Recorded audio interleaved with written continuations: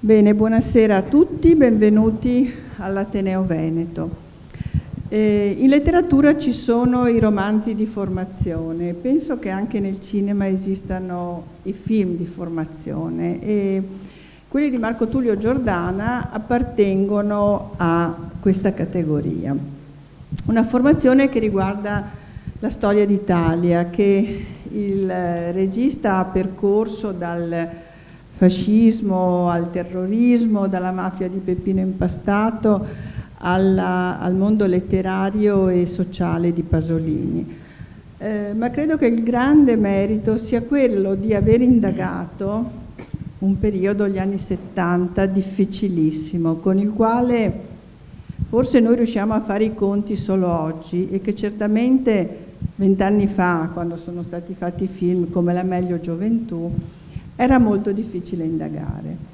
E Marco Tullio Giordana l'ha fatto con il distacco del narratore, ma anche mettendo molta passione nei personaggi.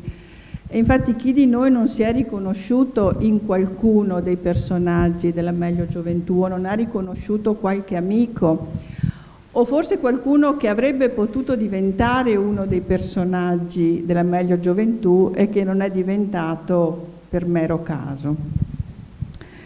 Le storie private diventano la storia pubblica, le piccole storie diventano la grande storia, da qui il titolo che abbiamo scelto col past president Michele Gottardi, la storia con la S maiuscolo, le storie con la S minuscolo. Potrei continuare molto perché io devo dirvi che sono molto felice di avere Marco Tullio Giordana qui, perché sono una sua strenua fan, ma so che molti sono in sala, un grande fan. Ma mi taccio perché non è mio compito, devo lasciare la parola e permettetemi un grande ringraziamento per essere qui presente a Venezia. Grazie.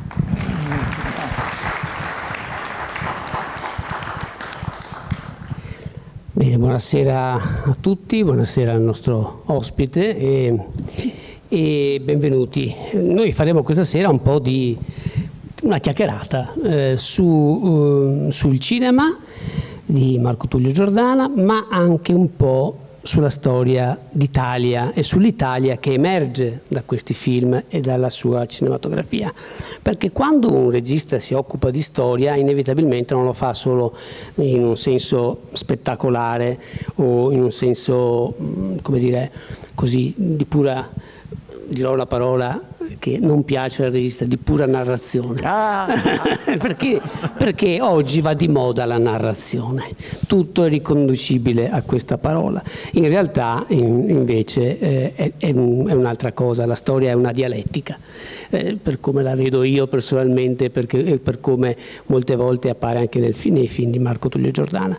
E quindi fermo restando che i film a volte si fanno perché si crea un'occasione, un produttore te lo chiede, uno ha un sogno nel cassetto che poi magari viene fuori qualche anno dopo, per tutti questi motivi a volte anche un po' casuali, però è indubbio che c'è un denominatore comune, c'è un interesse comune. Allora, la prima domanda che io farei al nostro ospite, al nostro regista questa sera è: come nasce questa attenzione per la storia? C'è qualche radice familiare che la muove?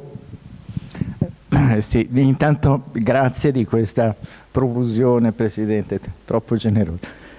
Poi mi devo ricordare di tenere il microfono vicino alla bocca. Non c'è mia moglie che di solito me lo suggerisce e mi fa dei segni. E poi di parlare a voce alta perché dice tu mormori, sussurri, non si capisce niente.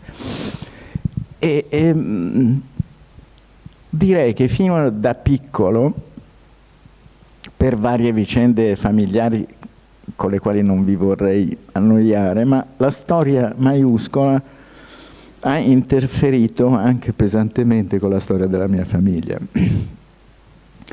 Prima di tutto durante il fascismo, perché mio nonno fu ai tempi, verso dopo la fine della Prima Guerra Mondiale, dove fra l'altro si era distinto come ufficiale, fu fra i fondatori del Partito Liberale, che allora si chiamava Radicale, poi Partito Liberale, e quindi entrò in conflitto col fascismo dopo il 22 e addirittura dopo il 26, dopo il delitto Matteotti, a seguito anche di devastazioni squadriste della sua casa, fu costretto a vendere la sua quota di proprietà del giornale La Tribuna, che era l'organo del Partito Liberale, e praticamente a zittirsi per tutto il ventennio. All'inizio della campagna di Etiopia, del 1936, lui richiese di prendere servizio, era un soldato, cosa che forse adesso sembra un po' strana, visto i generali esternatori. Ma insomma, per chi aveva avuto in famiglia delle medaglie d'oro, eccetera, la mia era una famiglia di militari soprattutto, il sentimento patriottico, right or wrong is my country, quindi se la patria ti chiama tu devi andare, anche se magari non condividi. E all'inizio della Prima Guerra Mondiale, della Seconda Guerra Mondiale, nel 1940, lui fu richiamato in servizio e fece parte, detestandolo probabilmente, del corpo di spedizione che attaccò la Francia. La Francia, dove lui aveva amicizie, era il faro di quasi tutti gli intellettuali italiani in quel periodo. Dopo il 25 luglio fu richiamato alla direzione della Gazzetta del Popolo di Torino e dopo l'8 settembre, in quei giorni, quando ritornarono in sella i fascisti nel nord Italia, lui dovette risalire nelle montagne, dove si unì a quei soldati che lui aveva comandato e che avevano formato nella Val Chisone delle brigate partigiane, agli ordini del suo sergente, che si chiamava Maggiorino Marcellin, un eroe della Resistenza che non riusciva a dare del tu a mio nonno perché era stato il suo colonnello. E mio nonno gli diceva: no, guarda, adesso comandi tu. E poi qui è cambiato tutto, non c'è quella gerarchia, eccetera. Quindi combatté, e mio nonno aveva già 72 anni, cioè aveva la mia età di adesso, non riesco a immaginarmelo sulle montagne, sulla neve, a fare delle cose che io non avrei nemmeno la forza fisica di pensare. Mio padre, che era figlio unico, era, questa per la parte del nonno, si ritrovò la famiglia dopo la liberazione nel 1945. Mio padre era un giovane ufficiale di cavalleria, era stato giornalista anche lui, ma zittito anche lui come suo padre, in quel reggimento dei lancieri di Montebello che combatté a Porta San Paolo a Roma, quando l'8 settembre improvvisamente i tedeschi da alleati diventarono invasori. Deduzione che gli italiani dovettero fare non grazie alle parole chiare del re o degli alti comandi, ma così vedendo sotto i loro occhi i comportamenti aggressivi all'improvviso dei tedeschi. Il reggimento fu sterminato, mio padre riparò al sud ed entrò a far parte delle Special Forces alleate. Mio padre parlava molto bene inglese e quindi fu paracadutato in Alta Italia per svolgere attività clandestina con l'uniforme dei paracadutisti canadesi, perché così sarebbe stato un soldato, se no l'avrebbero fucilato se avessero immaginato che un civile veniva paracadutato. E lì svolse dall'inverno del 1944 fino alla liberazione il compito con falsa identità, capelli ossigenati, documenti falsi, svolse attività di collegamento fra il comando alleato e il Comitato di Liberazione Nazionale Alta Italia. Durante questo periodo andava a trovare mia madre di nascosto, si incontravano nei boschetti e la gente dove mia madre era sfolata mormorava che lei avesse un amante, quella svergognata, invece no, incontrava suo marito. Mio nonno è morto lo stesso anno in cui sono nato io e mio padre è morto quando io avevo 8 anni, quindi io tutte queste cose le sapevo de relato, non me le avevano raccontate loro, me le aveva raccontato mia madre, poi un po' di documenti, poi un po' di amici di mio padre, e questo mi ha fatto capire che noi non esistiamo solo nelle nostre relazioni intime, familiari, il papà, la mamma, i fratelli, ma siamo dentro un contesto che può veramente rovesciare le esistenze. Quindi questo io l'ho sentito anche un po' come un lascito, come una necessità di essere all'altezza di questo, di non tradirlo,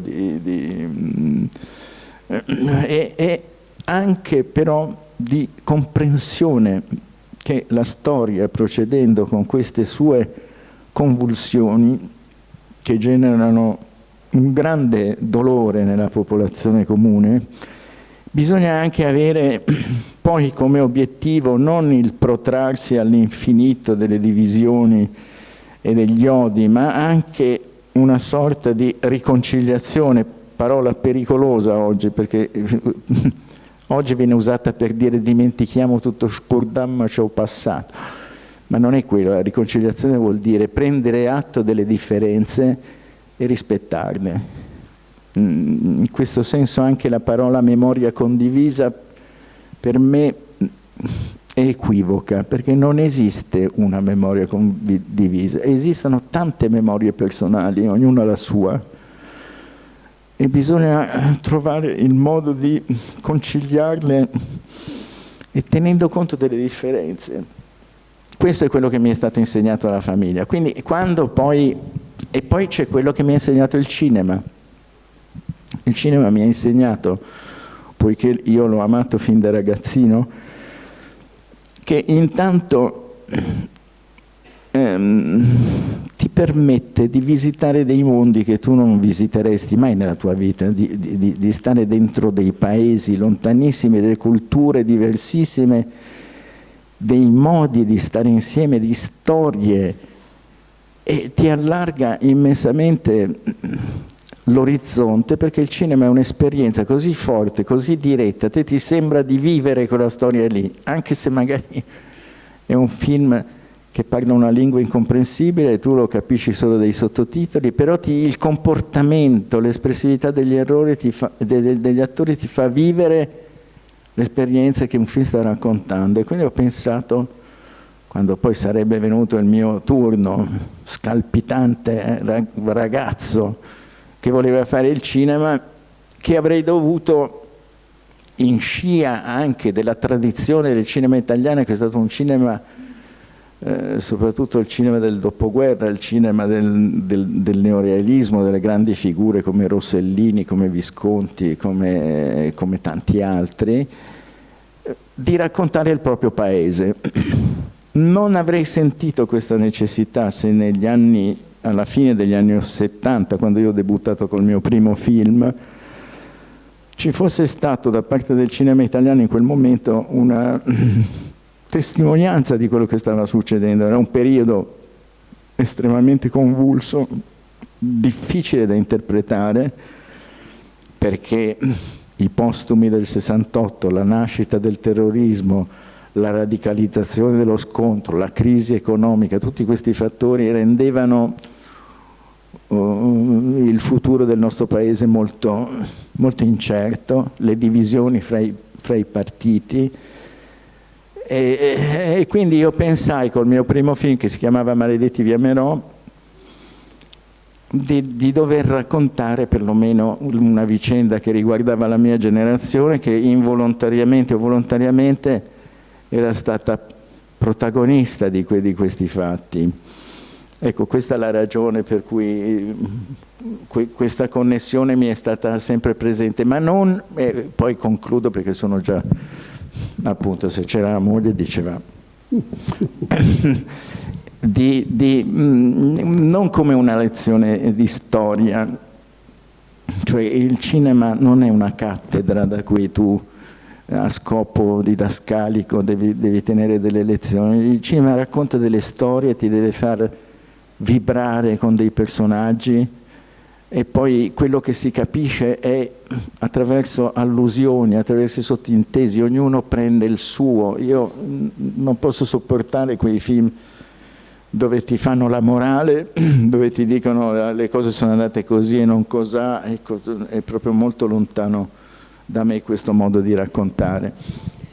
Ecco, prima di entrare più negli anni appunto 80 e 90, volevo però fermarmi ancora un attimo al fascismo, e anzi all'ultima pagina del fascismo, che è quella di Salò, che è oggetto di un film, soggetto di un film che si chiama Sangue Pazzo, e che ricostruisce gli ultimi anni di due attori famosi durante il fascismo e poi nel periodo di Salò, ovvero Osvaldo Valenti e Luisa Ferida. Io mostrerei una clip intanto per cominciare.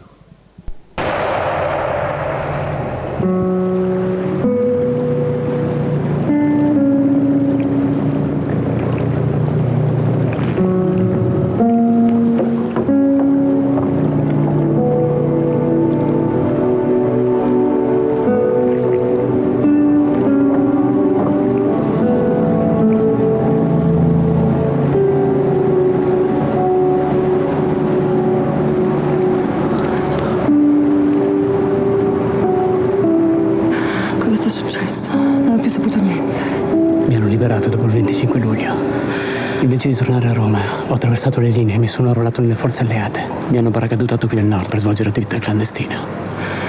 E di lui ti fidi? Beh, se non posso più fidarmi nemmeno di mio cugino, lui rischia molto più di me. Potresti anche denunciarlo. Sai che non lo farei mai. Lo so, per questo sono qua. Sono venuto a prenderti e portarti via. Ma che stai dicendo? Devo rientrare subito a Milano e voglio che tu venga via con me. Ma perché? Perché non devi restare qui, non puoi più mischiarti a questa gente. È troppo tardi. No, Luisa, la gente ha simpatia per te, non li hai ancora delusi. Non penso. Però devi lasciare Venezia, far perdere le tracce. Roma è stata liberata. Potresti nasconderti a casa mia, lì nessuno ti farà del male. E nasconderesti anche lui? Come posso nasconderlo con quello che combina? Si compromette in tutti i modi, si pavoneggia nella divisa della Decima, partecipa ai rastrellamenti. Non è vero. La Decima non fa rastrellamenti. Certo, come no, non fanno rastrellamenti. Ma è possibile che tu non abbia ancora capito che cosa sta succedendo? Possibile non ti renda conto che stai in mezzo a una banda di criminali? Osvaldo non farebbe mai male a nessuno. Lo sai benissimo. È soltanto un incosciente, un ragazzino. Non sono qui per lui. Sono qui per te. Ma come ti viene in mente che possa piantarlo in asso? Come puoi pensare che possa mollarlo così? Luisa, ti prego, apri gli occhi. Sei mai stato innamorato di qualcuno? Cosa c'entra? Cosa vuol dire? Avessi mai amato qualcuno capiresti. Sciocchezze, le cameriere si innamorano.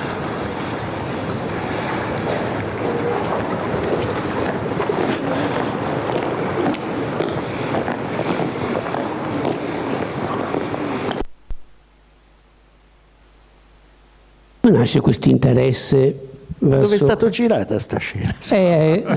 non so, qui vicino. Sì, qui vicino. Sì, è stato girato in gran parte a Venezia. Sì. Sì, sì. Ricordiamo che Venezia durante Salò era una delle capitali di fatto della questa Repubblica il cinema fantoccia. italiano, e in particolare il cinema era qui, no? fu trasferito qua nell'illusione di poter ripetere i fasti di Cinecittà. Ho parlato lontano. Ci siamo fermati al Cinevillaggio, peraltro. Sì. Ecco, allora, è stata un'operazione anche un po' scomoda, perché questi nella memoria sono rimasti come due traditori, anche se lei oggi è un po' rivalutata sulle responsabilità. Allora, dunque, questo film io l'ho realizzato nel 2008, però io l'ho scritto nel 1980. Però era un film molto costoso, aveva bisogno di 2 star, aveva bisogno di un credito che io non avevo al momento, perché avevo solo fatto il mio primo film, ma un filmettino che era costato 98 milioni di lire, mi ricordo, che erano niente per il costo di un film. Nessun produttore poi mi diede retta, e soprattutto perché era molto controverso il tema. Gli voglio ricordare che nel 1980 ancora non si poteva parlare di quel periodo definendo guerra civile quello che era successo, perché c'era una specie di interdizione, c'era solo la resistenza. Ora, io venendo da una famiglia che la resistenza l'aveva vissuta veramente, ma mi aveva insegnato anche a rispettare i perdenti e appunto a riconciliarsi. Non c'è niente di più terribile di una guerra civile, perché gli episodi di crudeltà che si sprecano in una guerra civile da tutte e due le parti sono spiegabili solo perché se si pensa che uno deve cancellare il nemico che è tuo fratello.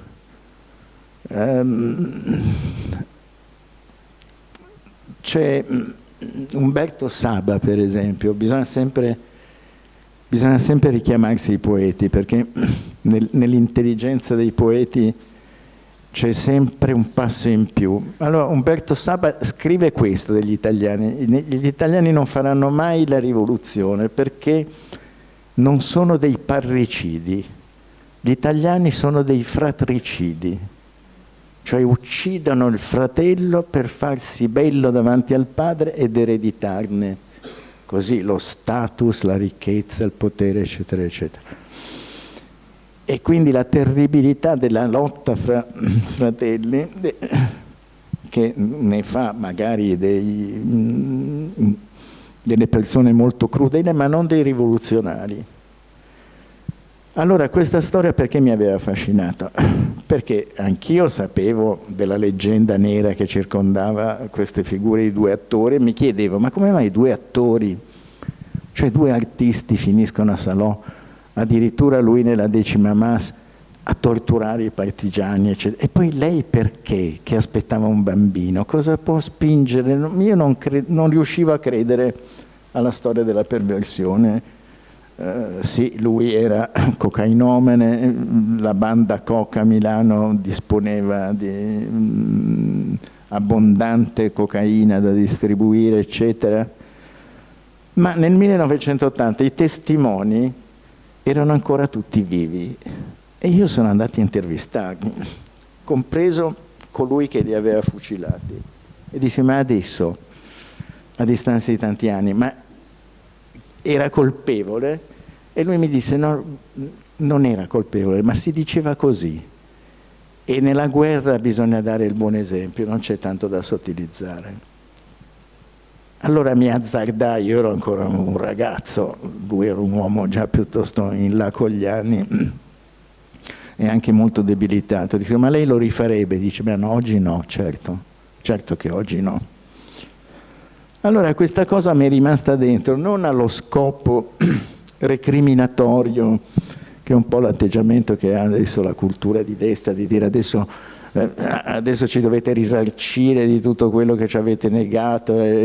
No, non è quello il fatto, perché non c'è da risarcire, c'è da prendere atto, spiegare e raccontare.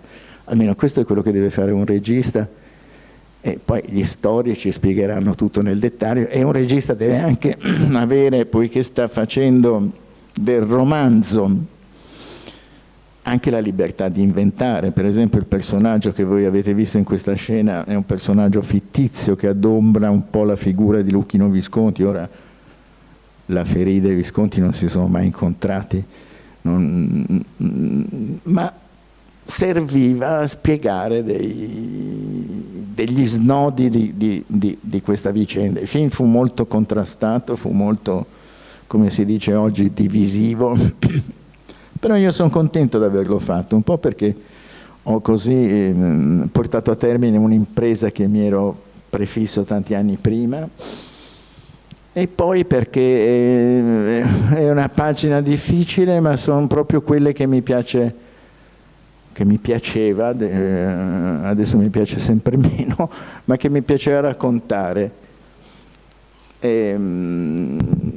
sono contento che l'hai scelto, perché è un film che si tende un po' a rimuovere dalla mia cinematografia, invece non ne sono, non me ne vergogno, insomma. Grazie. Ecco, torniamo invece a proposito di quel discorso della rivoluzione e dell'assenza di rivoluzione, delle rivoluzioni mancate, che in questo paese si sono delle occasioni che si sono perdute, e partiamo proprio dal film d'esordio, Maledetti vi amerò, che è un film che già parla di reduci in qualche modo. C'è qualcuno che torna, qualcuno che si interroga, e soprattutto c'è un senso di, già posso dire, di sconfitta da un certo punto di vista. Ma dunque, naturalmente, siccome io avevo 17 anni nel 68, come tutti i ragazzi nelle scuole e nell'università, la sbronza del 68, la sbronza mondiale del 68 colpì anche a me. Adesso non è che posso fare la giovane vergine che aveva già capito tutto, no, non avevo capito niente, come tutti, in questo senso, che era giusto ribellarsi all'autoritarismo, a delle forme molto asfittiche, ma era molto ingenua questa ribellione, e soprattutto non ha portato veramente a fare passi avanti, se non in alcuni casi, nel costume, per esempio, nella consapevolezza che le donne dovessero avere un ruolo non più servile, cioè in quello è stato molto importante, nella grande ricchezza dello scambio artistico, la musica, il teatro, anche le letterature di paesi diversi dal nostro. Quello è stato molto importante, però dal punto di vista politico ha portato a una semplificazione così elementare, così violenta, che io non ho potuto, malgrado fossi molto giovane, forse proprio per questa tradizione familiare, ho sentito che non era più la mia famiglia, la ribellione del 68. Questo, quando poi ha cominciato il fenomeno del terrorismo, ho detto: qui siamo fritti, perché non otterrai mai niente così, non si otterrà mai niente. Ecco, magari vediamo una clip anche di... Ma anche no. No? Non la vediamo questa finale? Ma non so cosa... No, io non la vedrei. No, va bene. Senti, era la clip finale in cui c'è... No, non bisogna mai svelare i finali, primo. Allora... Secondo, io vedo le immagini dei miei film, anche quella di prima, ve lo devo confessare, con un po' di vergogna, perché penso sempre: ma quell'inquadratura, ma perché ho usato il 75, il numero dell'obiettivo? Non era meglio se usavo il 50? Cioè io vedo gli errori, o anche le cose ridicole. Per esempio c'è quando arriva lì quel motoscafo guidato da un mio amico veneziano, Giberto Arrivabene, ma non posso non venirmi in mente che, siccome questo motoscafo aveva una sola elica e non le due che permettono le manovre, lui non riusciva a farlo andare dritto. Allora c'era il suo motoscafista, che però non si doveva vedere, che stava steso, arrotolato dentro un tappeto sul pavimento, maneggiando. Allora io vedo quello, capisci? Non riesco a prendermi sul serio. Vedo i film e dico: ma... Quindi è meglio che non vediamo. Quello non lo vediamo. Passiamo al romanzo di una strage, però. Quello... Ah, vabbè, facciamo un bel salto. Ecco. Sì. Perché comunque... Ma non vorrei annoiare questo inclito. Io penso che facendogli vedere qualcosa restano più... Allora, prima partiamo dalla clip e poi parliamo del film.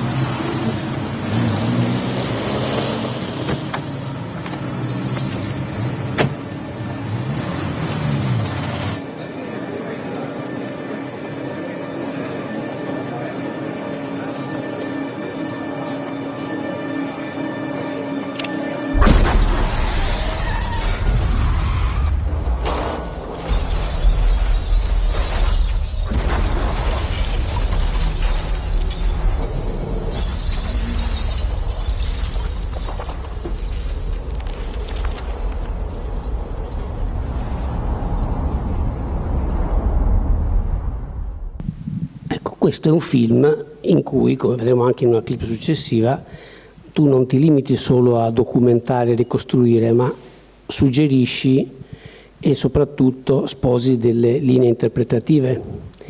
Quindi qui in questo caso tutta una serie di linee che peraltro erano emerse nel corso di diversi processi e ricostruzioni, ma che quasi mostrano la voglia, il desiderio di fissare dei punti, di mettere dei paletti a futura memoria.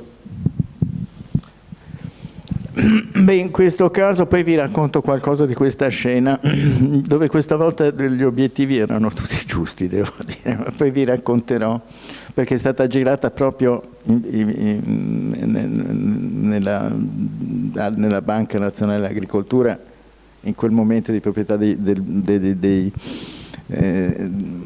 Monte dei Paschi, in Piazza Fontana, eccetera. Però vi voglio dire come è nato questo film. Un giorno leggo un'intervista volante, cioè non leggo, vedo in televisione un'intervista che fanno dei ragazzi molto giovani e gli chiedono: ma voi cosa sapete di Piazza Fontana? E poi uno dice: sì, no, c'è stata una bomba. Sì, beh, chi l'ha messa la bomba? Le Brigate Rosse, disse questo. Allora ha detto: beh, ma cosa studiano a scuola sti ragazzi? Ma che cosa gli hanno raccontato i genitori o i nonni? Com'è possibile scambiare, non so, Giuseppe Garibaldi con il generale Radetzky? Io lo sapevo quando ero bambino. E allora ho detto: bisogna, se non glielo racconta la scuola, i genitori, le cose, il cinema è fatto per quello, per raccontare. E lì è stata la prima idea. Naturalmente lo scrissi con gli stessi sceneggiatori con i quali avevo già scritto un film di indagine molto accurata sull'omicidio di Stefano Rulli e Sandro Petraglia, perché sono due secchioni come me, quindi ci abbiamo impiegato 2 anni per scrivere la sceneggiatura, perché fra l'altro il cinema ha una responsabilità molto grave, che quello che tu vedi è la legge, è vero, quindi tu non puoi fare della manipolazione. Un regista che con disinvoltura dicesse una cosa per un'altra commette un reato molto grave, secondo me, un reato di tipo poetico molto grave. E quindi noi ci siamo documentati senza avere veramente dei preconcetti, cioè sapevamo come erano andate le cose, perché io all'epoca avevo 18 anni a quel punto, nel 69, anzi già 19 li avevo compiuti da poco. Il 12 dicembre io li avevo appena compiuti e chi avesse messo la bomba era chiaro per tutti, non poteva essere una cosa messa dagli anarchici, era talmente controproducente che certe azioni di guerra, di guerriglia o sulla popolazione inerme finiscono per ritorcersi contro chi le commette, quindi solo un idiota poteva pensare di mettere una bomba a Piazza Fontana rivendicandola. Fu un'operazione invece molto complessa, nella quale entrarono anche i nostri servizi segreti. Io rido quando dicono i servizi segreti deviati. I servizi segreti sono sempre deviati, quindi la deviazione, l'entrare, la segretezza, l'infiltrarsi è proprio il compito del servizio segreto, però il servizio segreto deve rispondere al governo del tuo paese, alla democrazia, e non può andare per conto suo. Lì si giocarono interessi multipli, come succederà poi anni dopo per il caso Moro, ma fermiamoci qua. C'è un'altra clip in cui appunto... No, volevo solo dire una cosa di questa scena. Allora, perché sì. Questa scena e anche perché mi ha così coinvolto questa storia? Perché io ero su un tram a 100 metri da Piazza Fontana quando è esplosa la bomba e mi ricordo esattamente questa scena che poi ho messo nel film. anche un po' confusa nella memoria, che saltò la luce naturalmente perché tutte le linee elettriche si interruppero, e io vidi che non sentì il colpo, ci fu uno spostamento d'aria, e allora i bigliettai tenevano i bigliettini del tram e volarono tutti al rallentatore nel mio ricordo, e poi si sentì il colpo. Uscì come tutti frastornati e cominciamo a sentire le ambulanze, ci siamo diretti verso la piazza e la gente diceva una caldaia, è scoppiata una caldaia, disse questa parola. E poi andai alla mia università, alla Statale di Milano, che era lì vicino, e poi subito ci fu la notizia che non era una caldaia ma una bomba, eccetera, eccetera. Quindi io ho visto queste immagini che voi avete visto. E noi le abbiamo girate proprio nella vera Piazza Fontana, perché all'inizio pensavamo di farle come con i modellini, ma l'arte della post-produzione non era ancora così raffinata come adesso. Allora decidemmo con lo scenografo: ricostruiamo a Cinecittà una facciata in scala di Piazza Fontana, e poi prendemmo il toro per le corna e andammo alla banca e gli dicemmo: noi vogliamo girare qui, è un'operazione civile. Naturalmente l'Istituto delle Pubbliche Relazioni ci disse: no, non si può, perché noi associamo il buon nome della banca, che peraltro non esiste più. Che era Monte dei Paschi, poi nel frattempo. Era il Monte dei Paschi, dico, già non è che avete una gran reputazione da difendere, quindi voglio dire, sarà ancora peggio quando su tutti i giornali dirò che voi me l'avete negata. Allora si sono consultati, hanno chiamato il mio produttore Riccardo Tozzi, è anche molto combattivo, e quindi abbiamo ottenuto di girare nella banca. Però quella sera abbiamo girato con 7 macchine da presa, perché non era una scena che si poteva ripetere, e quindi ci sono tanti punti di vista. L'esplosione è vera, non è ottenuta dopo, e sono 2 le esplosioni, perché bisogna fare esplodere i vetri, che erano stati tutti ricostruiti dallo scenografo, che nel frattempo era cambiata Piazza Fontana. C'era una fermata del tram che lui ha tolto tutto, segato tutto. Abbiamo tolto tutta la rete elettrica, perché avevamo delle gru che si muovevano, se toccavano i fili morivamo tutti. Le esplosioni sono 3, perché ci sono i vetri del piano terra, i vetri del piano superiore, e poi volevo che le automobili non scoppiassero come si vede del cinema. Quando voi vedete scoppia una macchina, si vede che la macchina va a fuoco. No, la macchina non va a fuoco, la macchina salta per aria, e in questo caso il movimento d'aria le avrebbe aperte a ventaglio, e quindi bisognava mettere dei pistoni. Avevamo fatto prima centinaia di prove, però lì bisognava schiacciare 3 bottoni in una sequenza rapidissima, e se per caso la si sbagliava non so che avremmo fatto. Eravamo nello stress più completo. La Piazza Fontana era tutta circondata per non fare entrare nessuno, ma c'era tutta Milano lì che scattava fotografie col lampo del tic tic. Dico, Dio, questi ci rovinano. Allora una legione di aiuti registi che andava: no, per favore, non scattate, non fate niente, no. E come Dio vuole, quando è scoppiata sta bomba, io mi sono sentito male, perché ho detto: io ho fatto riesplodere un'altra volta la bomba di Piazza Fontana, che stress, ho perso 3-4 anni di vita, ma tutti lì eravamo sotto stress. E ultimo, ciliegina sulla torta, il ciacchista, cioè quello che batte il ciak, e per farsi vedere da tutte le 7 macchine da presa, il ciak era gigantesco, ha battuto il ciak e poi è andato nel pallone, perché non sapeva più dove nascondersi per le macchine da presa, per non vai via, perché intanto erano partite le macchine, la cosa, il timer delle bombe, eccetera. Dico, adesso mi resta la scena col ciacchista lì, e finalmente è scappato, e finalmente è andato, e finalmente il traffico è partito, e finalmente si fa per dire, è scoppiata sta bomba Vabbè, niente, dettagli così, colore.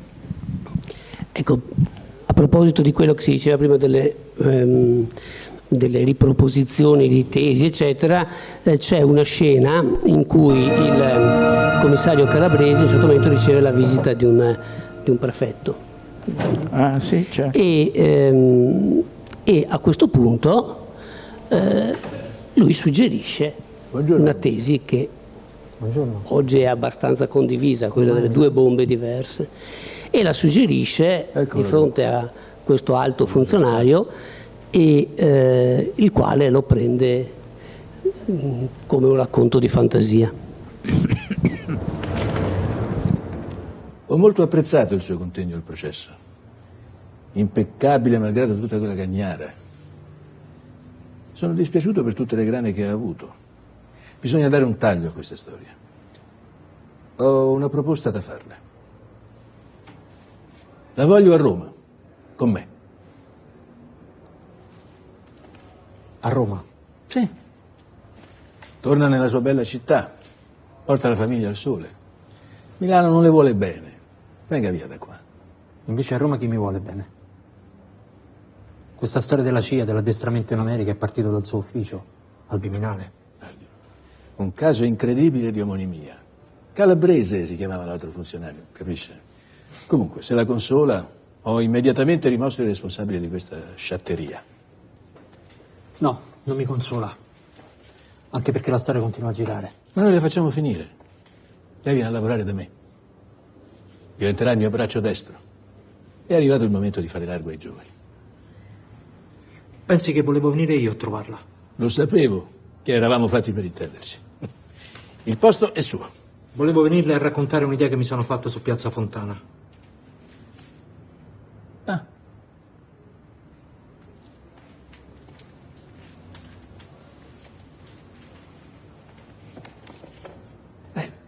Mi dica allora. Ascolto. Qualcuno che se ne intende mi ha fatto notare che per provocare quella voragine in banca sarebbero stati necessari 6 kg di esplosivo, soprattutto se parliamo di gelignite. Ora il contenitore metallico ne può tenere soltanto 4. Come si spiega? Questo qualcuno che se ne intende come lo spiega. E soprattutto chi è? Non se lo spiega.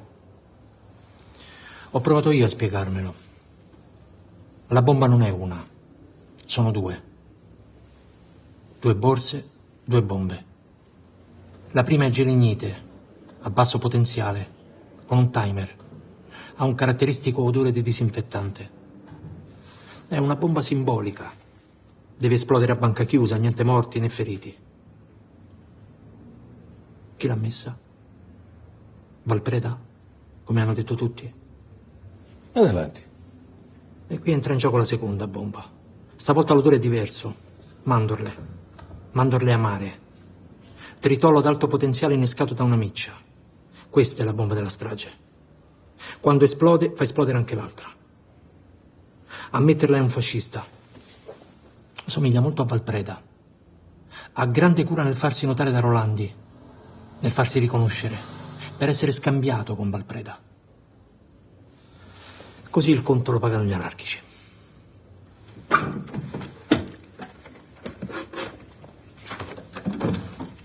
Potrebbe averla messa lui, un fascista infiltrato al circolo Ponte della Ghisolfa. O questo, un amico di Merlino e delle Chiaie. O quest'altro, un collaboratore di Freda. Tutti neri, tutti infiltrati e tutti molto simili a Valpreda. Il tritolo viene dai depositi NATO trafficati dai neofascisti veneti. Uno schema perfetto. 2 borse, 2 bombe, un solo colpevole. Il ballerino anarchico. Il colpevole ideale. Senti, che romanzo, che immaginazione.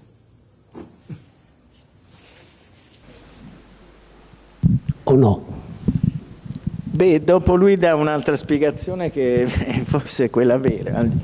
Sì, questo non è un personaggio di fantasia, è di fantasia perché nel film viene presentato come un sogno del commissario Calabresi questo incontro. Era il capo dell'ufficio affari riservati del Viminale, Federico Umberto D'Amato.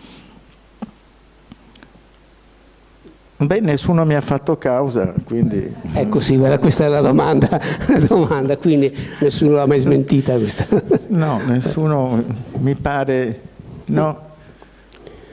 Sì, forse un fascista mi fece causa perché viene nominato, ma poi il giudice ritenne che non c'erano elementi per continuare. Io sono stato denunciato varie volte per i miei film, per i film su Pasolini, per questo. Non ho ricevuto denunce per i 100 passi. Ecco, adesso ci arriviamo. Pensavo che adesso è pronta una denuncia. Allora, Pasolini ci arriviamo tra un momento, però prima... Sì. Quello dei 100 passi? Ah, quello del film, sì. Ecco, invece i 100 passi, forse assieme alla meglio gioventù... No, scusi, volevo dire, ma non era prescritto il reato di diffamazione di cui... Ah, no, sì, no, quello d'accordo, ma allora mi denunciava perché dice, come tu mi nomini, mi stai diffamando, era in carcere poi. Non voglio fare neanche il nome per fare pubblicità, così. Perché io in tutti questi anni sono riuscito a non pronunciare mai il nome di un personaggio politico di prima fila, perché ho sempre pensato che gli arrivassero dei soldi ogni volta che si pronunciava, e quindi ho detto, io non lo nomino mai, perché secondo me gli arrivano 5 centesimi. Gli italiani non parlavano anche di lui, e quindi figurati, già era ricco. Vabbè. Allora, I 100 passi è un film invece molto importante da tanti punti di vista. Primo perché ricorda la figura di Peppino Impastato, secondo forse perché lancia nell'universo cinematografico italiano Luigi Locascio, che è diventato un attore simbolo di Marco Tullio Giordana, e forse anche, penso, ormai lo leghi un rapporto anche di amicizia profonda, perché i film che ha fatto sono un po' nei film che fa c'è un po' l'alter ego del regista, no? Allora, nei 100 passi c'è questo giovane di famiglia molto vicina alla mafia, che a un certo punto decide di emanciparsi. Penso che il film l'abbiate visto tutti. Comincerei con una piccola sequenza e poi vediamo quella più importante. Arrivederci.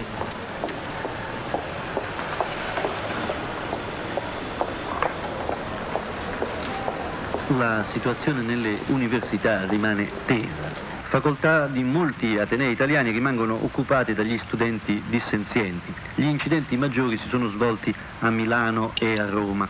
Qui circa 2000 studenti hanno raggiunto la facoltà di architettura, che da ieri sera era presidiata dalla polizia. E questo che mica mi rappresenta? Un lancio di tassi di superare... Un giornale. Un giornale? No, la firma. Giuseppe Impastato. Che significa? Che il tuo amico Venuti, quello stronzo, non ce le ha le palle per firmare il suo giornale. Stefano Venuti non c'entra niente, è un'idea mia. Ah, a te ti è venuta l'idea. Bravo. E come è scritto? La mafia è una montagna di merda! La mafia è una montagna di merda! E io come ce la metto la faccio fuori dalla porta? Non li ha letti nessuno, li ho comprati tutti. Ma che minchia dici tu?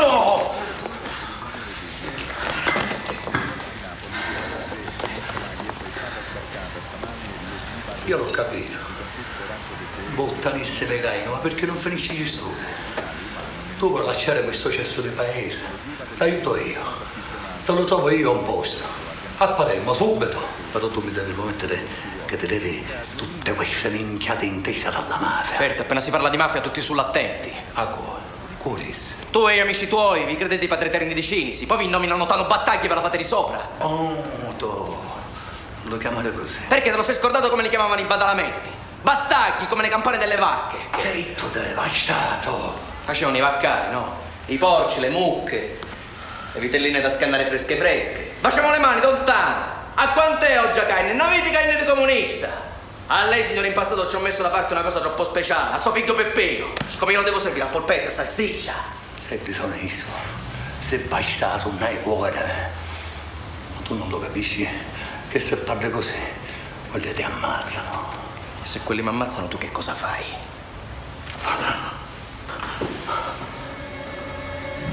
Anche l'altra subito lo sono? No, sono due attori pazzeschi e sono fra l'altro legati da un legame di parentela, perché chi fa il padre in realtà è lo zio di Luigi Locascio, Luigi Maria Burruano. Posso raccontare un piccolo aneddoto? Allora, io avevo scelto questo attore perché è uno dei più grandi, era, perché purtroppo è mancato, un attore meraviglioso, difficile, ma pazzesco, ma non avevo ancora trovato il protagonista. Avevo visto centinaia di ragazzi, non ero soddisfatto da nessuno, io non riuscivo a trovare sto Peppino Impastato.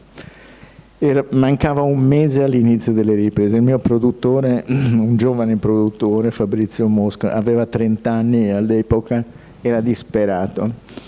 E ho detto, però io ancora non lo trovo. E allora Burruano mi disse, ma io non ridere, ho un nipote molto bravo.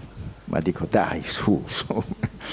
No, guarda, veramente, lo devi vedere, perché è molto bravo. Dico, vabbè, vediamo pure questo. Adesso lo chiamo, noi eravamo a Mondello, stavamo mangiando, era credo agosto, noi dovevamo cominciare verso i primi di ottobre. E lui lo chiama, ma zio, sento che dicono al telefonino, ma non c'ho la macchina, mi ha fatto la passare per un motorino, si parlano. E finalmente arriva sto ragazzo e io, come lo vedo camminare, dico, Dio del cinema, fa che sia bravo, perché è lui. E fortunatamente il Dio del cinema l'aveva fatto bravo. Me ne resi conto dopo 2 parole. Io non ebbi neanche bisogno di fargli un provino, però ho detto, per convincere gli altri, perché tutti gli altri, il produttore, ho detto, ma come? Ma è uno scricciolo, ma c'ha il naso. Sì, dico, sì, ma c'ha gli occhi. Voi dovete guardare, quando dovete scegliere gli attori, voi dovete guardare gli occhi, non dovete guardare nient'altro. Vabbè, feci un provino con Locascio, l'ho già raccontato diverse volte, non vorrei stufare. Questo provino fu pessimo, ma proprio un cagnaccio. Ho detto, ma io non lo posso, se io faccio vedere questo non ti prenderanno mai, torna a casa, studia, te lo rifaccio fra 2 giorni. Dopo 2 giorni fece un provino pazzesco. Ma lui non aveva mai fatto il cinema, non sapeva niente, beato lui, non aveva visto un film.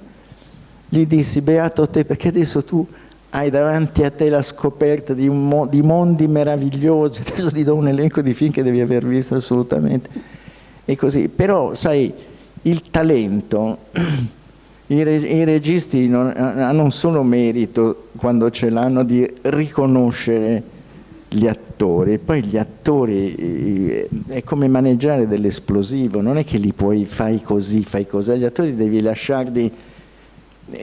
Vanno montati senza sella gli attori, li devono scorrazzare, devono far così. Io ho sempre scelto così tutti gli attori e devo dire che Locascio mi ha dato delle enormi soddisfazioni. L'ultima proprio qui a Venezia con uno spettacolo su Pasolini, dove lui fa un'interpretazione sbalorditiva, ogni sera diversa. Io che l'ho visto tante sere di qui a Treviso, a Napoli, adesso dove è stato 10 giorni, la settimana prossima debutta a Roma, ogni volta cambia qualche piccola cosa, no? Dico, è un genio, cosa vuoi dire di Locascio? Ricordo che Locascio sarà in Ateneo il 26 marzo, quindi così. Vabbè, gli ho fatto una bella presentazione. Esatto. Hai tirato la volata. Ti prego di riferirmi cosa dirà lui di me. Va bene, non mancherò.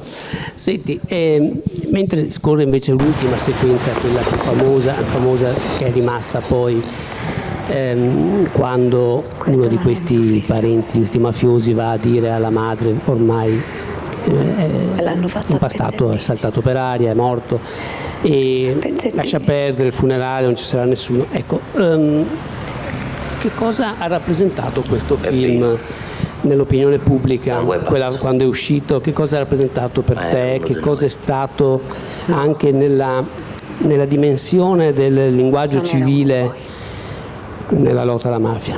E io vendette non ne voglio. Dunque, come mi è capitato svariate volte, questo film mi fu proposto appunto da questo giovane produttore Fabrizio Mosca, ma adesso voi guardate lui, non ascoltate me, zittisce molto, come dicono, che mi propose questo film su Peppino Impastato, una storia che io ricordavo vagamente, perché Peppino Impastato fu trovato lo stesso giorno in cui fu trovato il corpo di Moro, come dice Luzzi, acciambellato nella sconcia stiva di quella macchina rossa e quindi passò completamente inosservato. Io però mi ricordavo vagamente, allora mi disse: c'è questa storia molto bella, perché è la storia di uno che si ribella al proprio sangue, e quindi non è la classica storia dell'eroe antimafia o il giudice o l'investigatore o la persona vessata, no, è uno che sarebbe destinato a fare tutto il cursus honorum e diventare forse a sua volta un capobastone, perché è intelligentissimo, e che invece dirazza completamente perché c'è il 68, perché c'è tutta la ribellione giovanile, eccetera eccetera, ed era interessante raccontare come il 68 avesse reso la Sicilia uguale a tutto il resto del mondo dove si consumava questa illusione. Quindi la storia era molto bella, però quando me la proposero io dissi: ma io sono nato a Milano, anzi a Crema, non so niente della Sicilia, cioè ho visto tutti i film possibili sulla Sicilia, non li capirei, farei qualcosa di scolastico o di accademico, bisogna che lo faccia un siciliano, e quindi dissi: no, non me la sento, ma pensaci, ripensaci, prenditi un po' di tempo, ripensaci, e io frequentavo molto all'epoca, lo potrei considerare il mio maestro indirettamente, il grande regista Francesco Rosi, col quale avevamo l'abitudine di andare spesso al cinema, eccetera. E gli raccontai di questa storia. Mi disse: sai, mi ha proposto un film così così, ma non me la sento di farlo. Perché racconta? E gli raccontai la storia. E lui mi disse: ah, scusate, il microfono, non si è sentito niente, ricomincio da capo.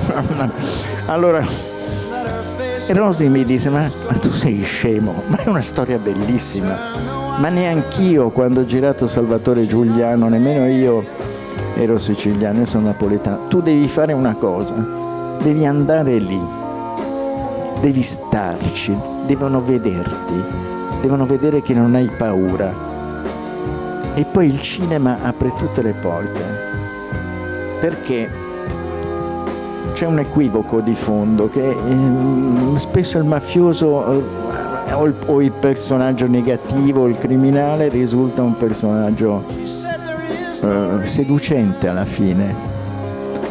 E infatti nessuno ci fece dei problemi quando girammo lì, perché pensavano che sì, una storia, la mafia, colore, e invece fu un film che fece dei danni alla mafia, perché li presentò come omuncoli, cioè come i detentori di un potere che si regge sulla sopraffazione e tutto, e la figura di questo ragazzo risultò così simpatica, è una parola troppo debole per dire, ma così istintivamente simile allo stato d'animo dei ragazzi che si vogliono ribellare ai genitori, cioè questo è comune a tutti, i ragazzi sono tutti dei ribelli, e per merito molto di Locascio, mi tocca elogiarlo un'altra volta, per la sua fortissima simpatia, comunicatività straordinaria, tant'è vero che tutti quelli che non lo volevano poi dovettero ricredersi su di lui, perché effettivamente è talmente identificato con quel personaggio ancora oggi che quando mi capita di essere insieme, di fare una passeggiata, qualcuno lo sa, ciao Peppino, ciao Peppino, ciao.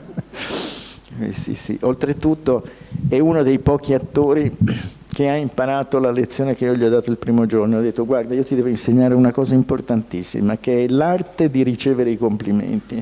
I tuoi colleghi non la capiscono sta cosa qui, perché si sentono dire: come sei stato bravo in Peppino, te l'avranno detto 1.000.000 di volte, tu devi fingere che sia la prima volta che te lo dicono e li devi ascoltare, gli devi dare soddisfazione, perché loro hanno fatto fatica per venirtelo a dire. Tu non li puoi liquidare dicendo: no, c'ho fretta, devo andare.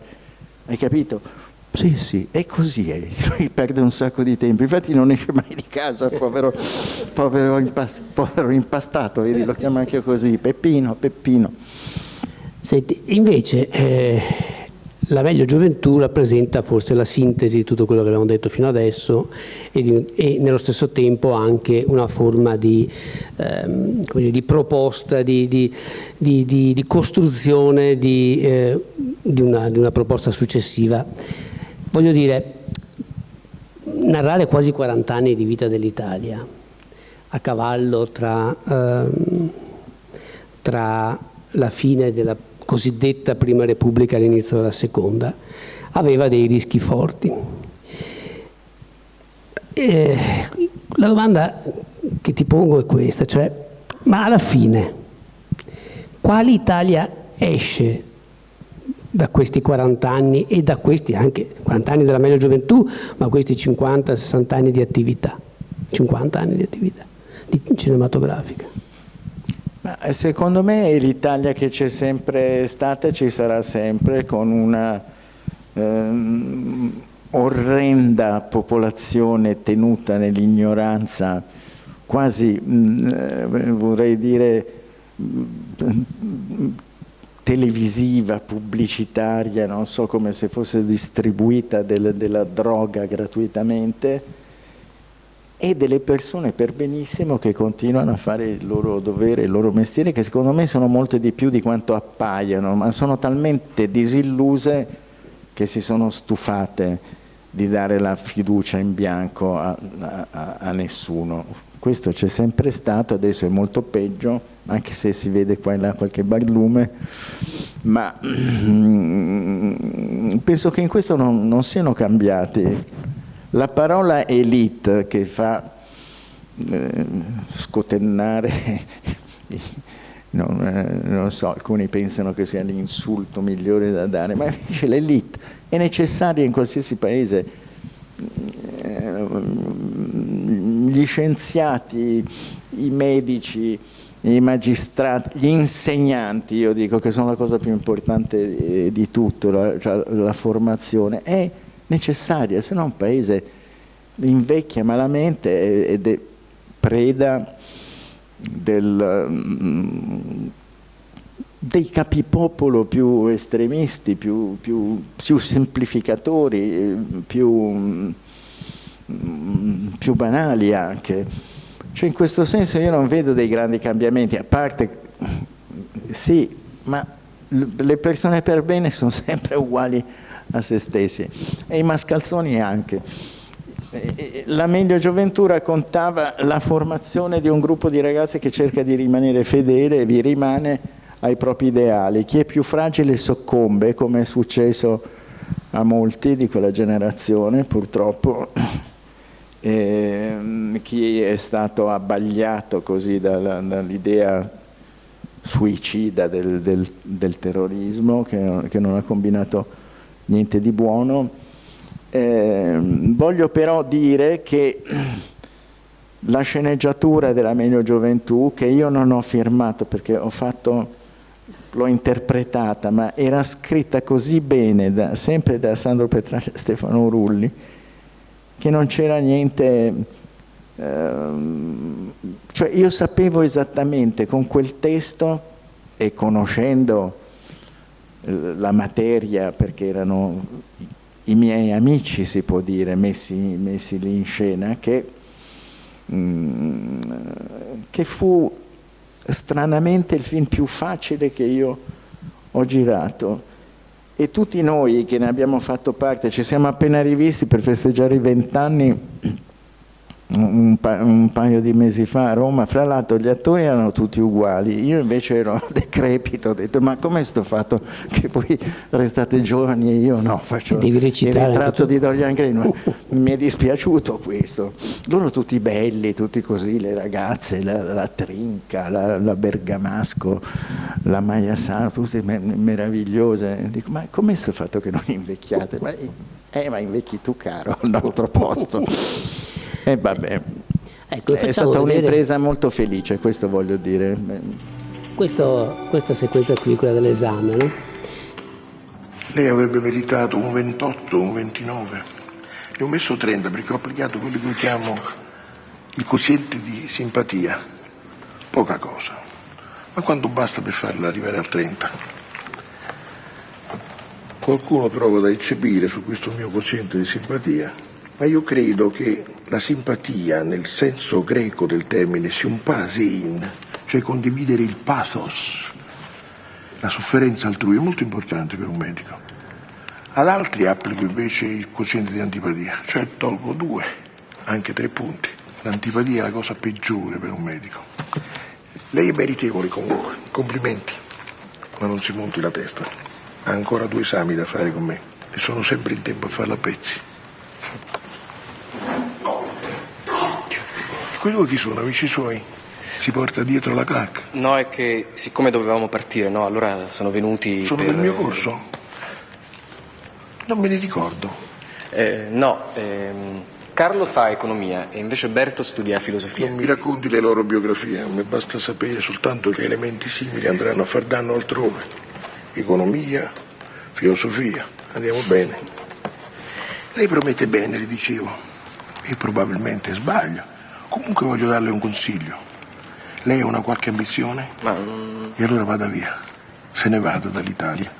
Lasci l'Italia finché è in tempo. Cosa vuol fare il chirurgo? Non lo so, non ho ancora deciso. Qualsiasi cosa decida, vada a studiare a Londra, a Parigi, vada in America se ha le possibilità. Ma lasci questo paese. L'Italia è un paese da distruggere. Un posto bello e inutile. Destinato a morire. Cioè, secondo lei tra un poco ci sarà un'apocalisse? E magari ci fosse, almeno saremmo tutti costretti a ricostruire. Invece qui rimane tutto immobile, uguale, in mano ai dinosauri. Diretta vada via. E lei allora, professore, perché rimane? Come perché? Mio caro, io sono uno dei dinosauri da distruggere. Cioè, questa è già una sorta di, è una delle scene iniziali, diciamo prima, che è già un paradigma non solo del film ma anche di un modo di pensare tutto sommato. Questa scena è la più cliccata su internet, ha avuto molto successo e curiosamente è la prima scena che abbiamo girato della Meglio Gioventù. L'interprete del professore era, perché purtroppo è mancato qualche anno fa, un grande jazzista, Mario Schiano. Infatti ha delle intonazioni completamente irregolari, non ha una dizione accademica. L'Ocascio mi tocca per la 4ª volta elogiarlo, perché in questo film aveva il ruolo più difficile di tutti, un ruolo che sono quelli che in teatro chiamiamo, Bressanello dimmi se sbaglio, tinca, cioè quelli che accompagnano così eccetera, cioè quei ruoli dove rischi, se l'attore non è incisivo, non è potente, non ha qualcosa di dionisiaco, non dico di dimenticartele, ma che ti sembri poca cosa rispetto ad altri più redditizi, come nella Meglio Gioventù il personaggio interpretato da Alessio Boni, l'eroe bello, dannato, che tutti amano, che si uccide, insomma Ettore, eccetera. Invece L'Ocascio, con questo personaggio che trascina tutto il film, e secondo me nella Meglio Gioventù L'Ocascio è più bravo ancora che nei 100 passi, perché ha scene più difficili, appunto perché meno apparentemente potenti, Cosa devo dire? Prima scena del film, il famoso dio del cinema che ogni tanto si affaccia dalle nubi e guarda giù se c'è una troupe che sta girando e dice quella lì, facciamo che gli venga bene, e scelse noi. E tanti altri naturalmente. Fummo benedetti da una lavorazione fortunata, il film è durato 6 mesi, ma se ci avessero detto ve la sentite di andare avanti altri 2 o 3 anni? Sì, stavamo benissimo. Buona la prima, erano tutti così bravi gli attori, fra l'altro fu una delle condizioni per cui accettai il lavoro, che era per la televisione. Dissi io lo faccio se mi date la libertà di scegliere il cast che voglio io, non voglio i raccomandati, non voglio sapere niente. Chiesi al mio produttore Angelo Barbagallo, che fu molto bravo a proteggermi, di mettere in giro la voce che io entravo, uscivo dalle cliniche psichiatriche, che davo facilmente in escandescenze, che picchiavo la gente, per cui non parlategli, dite a me che poi io dico. Misi in giro questa voce che purtroppo non ci crede più nessuno, ma invece fu molto utile. Va anche detto che in quel momento la RAI aveva appena vinto le elezioni, uno, non posso pronunciare il nome perché potrebbe ancora andare agli eredi eccetera, e tutti erano molto preoccupati delle loro poltrone e quindi tralasciarono completamente di sorvegliare come venisse l'opera. Però devo dire che quando il film fu finito, io lo presentai ai papaveri, nel frattempo tutte modificate, la reazione era questa: piangevano, si commuovevano fino alle lacrime, dicevano è bellissimo, un capolavoro, e poi dicevano però come facciamo a mandarlo in onda? È troppo aristocratico. Ma come aristocratico? È la vita che no, non si può, eccetera. La fortuna volle che lo vide il direttore del Festival di Cannes e decise di prenderlo, malgrado fosse un film nato per la televisione e che messo insieme durava 6 ore. 6 ore sono tante, viste tutte una dietro l'altra. E lì fu la fortuna della meglio gioventù, perché non poté metterla in concorso, perché disse si ribelleranno tutti. Sai, le riviste, mais c'est de la télévision, c'est pas du cinéma, tu vois. E dice, però ti metti in una sezione importante, non quella principale, che il film vinse, ed è molto meglio andare a un festival con tutti che dicono avresti meritato di andare in concorso, piuttosto che dicano ma era meglio se andavi via a schiscio in una sezione. Sì, poi ha vinto un certain regard, che è la seconda sezione, ma che comunque sì, ha dei premi e che poi porta comunque molta odissea, a riprova di quello che si diceva prima stamattina, che certi film italiani hanno più successo in Francia, a Cannes, che a Venezia. E io ho lasciato per ultimo Pasolini. L'ho lasciato come figura e come film perché tu hai detto che Pasolini è una tua bussola, lo è stato e lo è tuttora. E in fondo anche questo spettacolo teatrale che avete costruito sugli scritti di Pasolini, in cui, per chi non l'ha visto, Locascio arriva, sale su una scrivania, mi pare, no? Cioè sale sul palcoscenico, arriva su una scrivania e comincia a leggere degli scritti e emerge un Pasolini ricco di vitalità. E questo spettacolo e il film che ricostruisce il delitto, ma non solo, che cosa hanno significato, che cosa vogliono dire oggi, quando la figura di Pasolini è, come tante altre, se non dimenticata, quantomeno non conosciuta nella sua complessità di regista, scrittore, polemista soprattutto. Io credo che sia un polemista, è una figura di polemista che oggi manca moltissimo nel panorama italiano. Sì, dunque, ma intanto vedo che voi avete un Fazioli qua, ma siete di una raffinatezza spaventosa. Mi inchino. Mica uno Yamaha qualsiasi. No, per carità, va bene. Dunque, Pasolini l'ho scritto di recente in un articolo. Il primo ricordo preciso che ho di Pasolini è stata una fotografia che ho visto su un rotocalco, una fotografia in bianco e nero dove lui aveva una camicia di quelle che usavano allora da ergastolano americano, occhiali neri, aria minacciosa, e ricordo vagamente una didascalia sprezzante. Stava girando Mamma Roma, io avevo 12 anni. In casa avevo sentito parlare di questo Pasolini, ma sempre con una certa reticenza, pudore. Aveva fatto un film a cattone, ma ti pare a cattone, ok, un film. Poi anche vietato, non potevano andarla a vedere, eccetera. Quindi poi un passaggio consapevole avvenne qualche anno dopo, quando potei vederli, i film, leggerlo, e dai 15 anni in poi, diciamo, da quando ho cominciato a leggerlo e a seguirlo, a vedere i film e tutto, ho detto ma questo è pazzesco.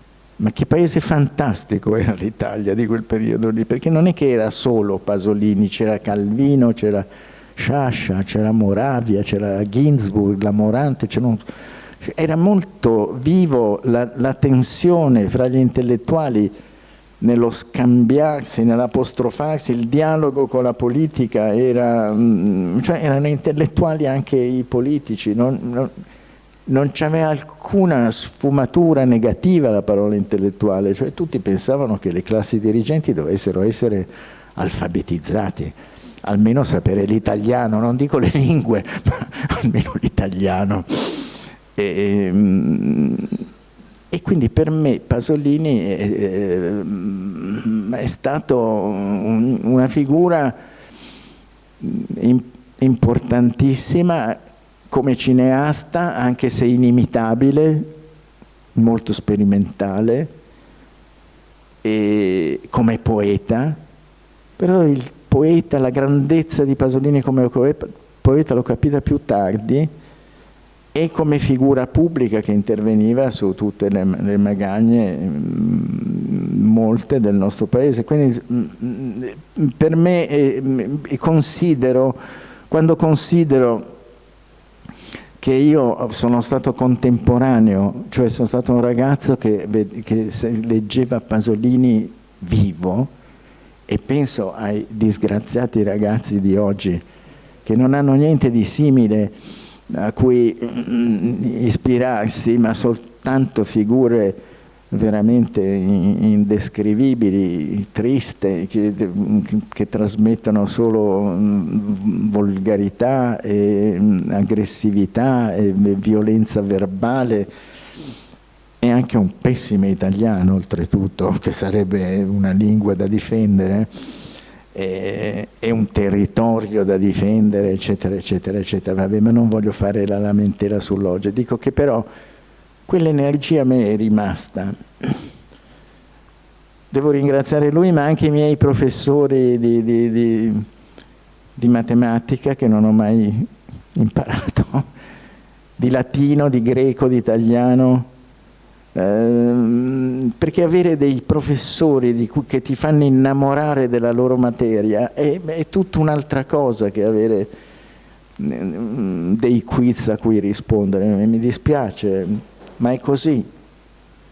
Quindi penso, aver avuto questo enorme privilegio, io un po' lo dovrei restituire, insomma dovrei essere all'altezza di quella cosa che ho avuto, essere poi quel che sarà sarà, ma insomma mi è sembrato una guida, e anche tanti anni dopo, perché molte cose che lui aveva capito con grande anticipo. E dico sempre questo: quando le ha capite, le ha scritte, non erano come dire delle cose da iettatore, era qualcosa per dire prendiamole in mano, cambiamo le cose, era un inno, non era una Geremiade triste come un po' viene presentato adesso. Di Pasolini, Un delitto italiano, vediamo una sequenza che ricostruisce il processo, tra l'altro con delle scene anche molto interessanti, la deposizione presso la rete che delimita il campo di perito. calcio. Questa è l'area della colluttazione, un'area molto ampia, come potete vedere. In questo punto, a circa 70 metri di distanza, è stato ritrovato il corpo, ma è qui, vicino alla macchina, che scattò la prima aggressione, qui, dove è stata ritrovata la sua camicia. In questa prima fase Pasolini viene violentemente percosso al capo e le ferite cominciano a sanguinare abbondantemente. La prova inconfutabile di ciò è data dall'abbondante impregnazione di sangue della camicia.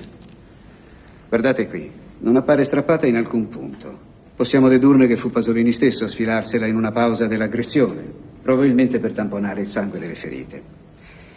Ma cosa poté provocare una perdita di sangue di questa portata? Stiamo a quanto dice lo stesso Pelosi. Questa tavoletta, recante la scritta Buttinelli, indicava il proprietario di questa casa qui, esattamente all'altezza del punto in cui è stato trovato il cadavere. D'altra parte è Pelosi stesso ad ammettere che questa tavoletta entra in scena solo nella parte finale dell'aggressione.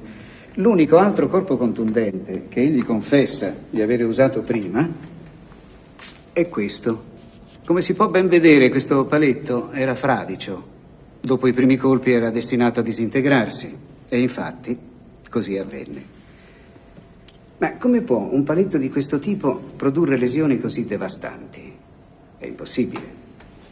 Quindi, anche accettando la ricostruzione di Pelosi, è logico ipotizzare già in questa prima fase la presenza di altri corpi contundenti e di altri aggressori. Il tipo di ferite riscontrate sul capo di Pasolini, una zona come tutti sanno irrorata da un'infinità di capillari, danno generalmente luogo ad un'emorragia cosiddetta a nappo. Vale a dire che in casi del genere il sangue zampilla violentemente all'esterno ogni volta che il cuore lo pompa. Così, alla fine di quello che Pelosi stesso ci ha raccontato come un corpo a corpo, il cadavere di Pasolini era completamente imbrattato di sangue misto a fango. Pino Pelosi, invece, al momento dell'arresto, aveva una macchia di sangue, risultato poi appartenere a Pasolini, sul polsino sinistro della sua maglia di lana a carne. Poi aveva una macchiolina del suo stesso sangue sul bordo della canottiera e infine alcune macchie di sangue di Pasolini nella parte inferiore della gamba destra dei suoi pantaloni. Nient'altro. Ma se c'aveva un taglio qui? Sì, è vero. Il ragazzo aveva una piccola lesione al capo, ma attenzione, questa lesione era un taglietto netto, senza scoriazioni attorno, senza ecchimosi. Una ferita che io non direi prodotta da un corpo contundente, quali un bastone o una tavola di legno. E allora? È semplice. Inseguito dalla gazzella dei carabinieri, Pelosi fu costretto ad una brusca frenata e nell'impatto batté la fronte contro il parasole, che infatti fu trovato sporco del suo sangue. Ma che senti quello che stava a massacrare, oh? Silenzio! L'imputato non è autorizzato a intervenire, lo farà solo se richiesto. Continui, professore. La versione di Pelosi appare perciò poco attendibile. Com'è possibile, infatti, che abbia ridotto Pasolini in quel modo con un bastone mezzo fradicio? Com'è possibile che nel drammatico corpo a corpo da lui descritto non si sia imbrattato di sangue e di fango? Mi sono lavata una fontanella. Se così fosse, al momento dell'arresto avrebbe dovuto essere fradicio, cosa che non risulta dal verbale dei carabinieri. È un'infamità, è andata come ho detto io. Abbiamo messo a verbale la tua deposizione. Se insisti a interrompere sarò costretto a allontanarti dall'aula. Chiedo scusa, Presidente, non si ripeterà. Dagli elementi fin qui esposti, a noi sembra possibile delineare a questo punto una diversa ricostruzione dei fatti. È da poco passata la mezzanotte. Pierpaolo Pasolini e Pino Pelosi arrivano in macchina all'idroscalo. La macchina si ferma sotto la porta del campetto di calcio. Cominciano a parlare. Lo scrittore si toglie gli occhiali e li mette nel portaoggetti, dove poi saranno ritrovati. Anche Pelosi mette nel portaoggetti un pacchetto di sigarette e l'accendino. Ma questi inspiegabilmente non saranno più ritrovati. Ed è a questo punto che ebbero un rapporto orale incompleto. Poi Pelosi dice di essere uscito dalla macchina, subito seguito dallo scrittore. Così, tanto per vedere. Per vedere cosa? È buio pesto. E come mai allora Pasolini lo segue senza riprendersi gli occhiali?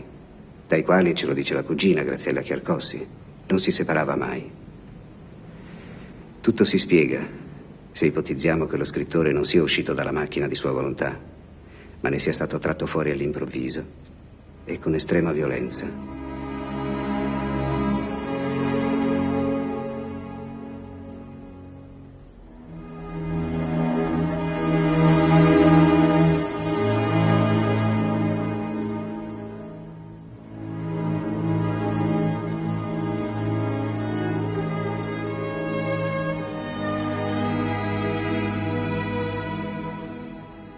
Pasolini è ferito, perde sangue in abbondanza, ma è ancora vivo, ancora in grado di togliersi la camicia per tamponare le ferite. Se volevano dargli una lezione poteva bastare anche così, ma questo è solo l'inizio del massacro.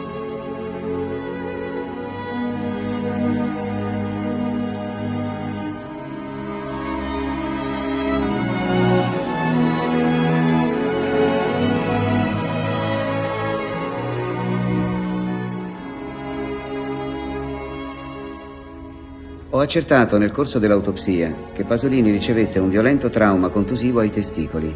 Orbene, se tale trauma si fosse verificato nella prima fase, come sostiene Pelosi, esso avrebbe impedito a Pasolini ogni reazione, non permettendogli quindi, anche perché ripetutamente colpito al capo, di alzarsi, di sfilarsi la camicia e di percorrere circa 70 metri.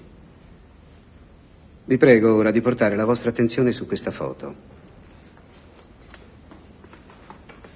I colleghi che fecero l'autopsia non vollero nemmeno considerare questa foto.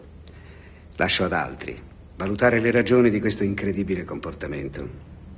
Io posso solo dire che questa parzialità della perizia ha portato i miei colleghi a ritenere attendibile Pelosi quando afferma di non essersi reso conto di aver schiacciato il corpo di Pasolini con la macchina. Se invece avessero studiato questa foto, si sarebbero accorti che l'affermazione di Pelosi non corrisponde in alcun modo al vero. Guardate bene qui. Ci sono, più che evidenti, le tracce del pneumatico di sinistra, che chiaramente è passato sopra il corpo del poeta. E perché non sussistano dubbi, ho chiesto alla scientifica di fare un lucido dell'impronta del pneumatico. Come potete vedere, coincidono. Quindi non è stato così che l'auto... Non c'è molto da aggiungere. Tra l'altro un pezzo di bravura da parte dell'attore che interpreta il professore. Beh, sì, Massimo De Francovic, uno dei più grandi attori. La troupe, mentre giravamo queste scene, siccome è una scena molto montata, come avete visto, quindi ogni volta veniva ripetuta integrale con diversi obiettivi. Avevo solo 2 macchine da presa, non 3-4 come userei adesso per le scene di processo, e quindi la ripeteva ogni volta e la troupe si metteva agli angolini per guardarlo, tanto si era innamorata di quest'attore che aveva quasi fatto solo teatro, aveva fatto solo un altro film prima o 2. Un attore è una persona meravigliosa, perché infatti c'è una correlazione fra la bravura degli attori e come sono loro come persone.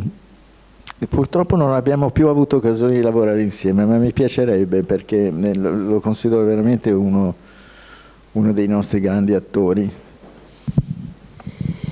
Cosa devo dire? Qui non posso dire... Non posso aggiungere altro, bisognerebbe aver visto il film, perché però voglio dire una cosa: perché mi sono occupato insieme sempre agli sceneggiatori che poi avrebbero scritto La meglio gioventù della morte di Pasolini, perché in realtà noi volevamo raccontare la vita di Pasolini, che sarebbe stato un bellissimo romanzo, Bologna, Casarsa, il Friuli, Roma, la scoperta della borgata, eccetera eccetera, però sarebbe stato così lungo che solo la serialità televisiva avrebbe potuto, ma nel 1994 quale mai televisione italiana o altrui avrebbe potuto produrlo, cioè ci avrebbero tirato la sceneggiatura dietro, quindi pensiamo no, dobbiamo fare un film, allora forse la morte sintetizza tutto, soprattutto questo, cioè ha fatto capire improvvisamente a tutti gli italiani, compresi quelli che lo detestavano, che avevano perso una figura importantissima anche per loro. E infatti l'Italia non è più stata la stessa. Basta, che devo dire d'altro? Io credo che dopo un'ora e mezza... Mi hanno detto che alle 7 i veneziani scappano... No, ma ecco, stavo dicendo che nonostante la tradizione che alle 7 buona parte dei nostri frequentatori comincia a alzarsi perché bisogna impissare a pignata, appunto, sì. Questa volta non c'è nessuna pentola da accendere, nessuno si è mosso e questo... Credo... Mangiamo tutti fuori. Sì, tutti fuori. Tutti a teatro questa sera. Io ringrazio molto Marco Tullio Giordana. Grazie. E grazie a voi. Grazie a te, grazie a voi. Grazie.